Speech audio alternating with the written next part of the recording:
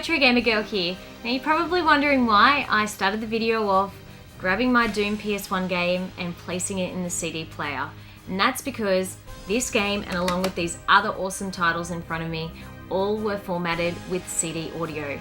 Now that can also be referred to as Red Book audio. Now game developers back then used to do this, and that essentially means that these aren't just a game, they're a soundtrack as well.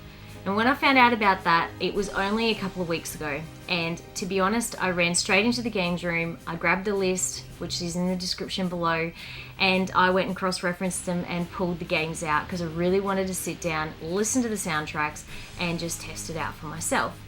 Now, Sega CD and TurboGrafx CD also have a few titles that you'll be able to do this with as well, and I've added the links in the descriptions for you guys to find out some more information. But out of all of these games, I do have a few honourable mentions.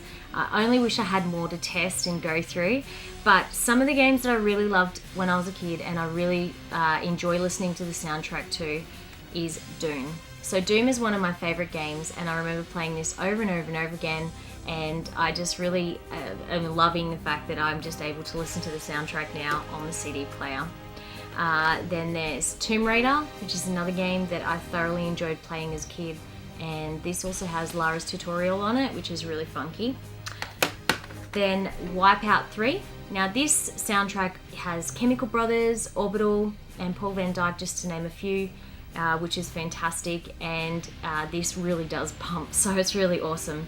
Along with the Ridge Racer soundtracks as well, they sound fantastic through the CD player as well. And I really highly recommend, if you have any of these games, to double check, do test it out.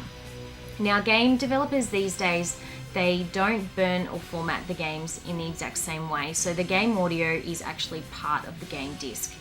When you're going to try this out for yourself, just remember to skip past track 1. Track 1 is going to have the game data on there. It's from track 2 onwards that's going to play the music for you. But I hope you guys have enjoyed this quick video and you've learnt something about the PS1 discs, and all of the links are in the description so you can cross-reference your collection. But thank you very much for tuning in, and I'll talk to you guys next time. You're listening to Head Radio, FM Stereo, the network show with Eddie Simmons. He's a champ. Mission 20, Castro on market for Mission 5. Castro on market for Mission 5. A 49-year-old unidentified man went berserk last night, opening fire with a 12-gauge shotgun in the crowded downtown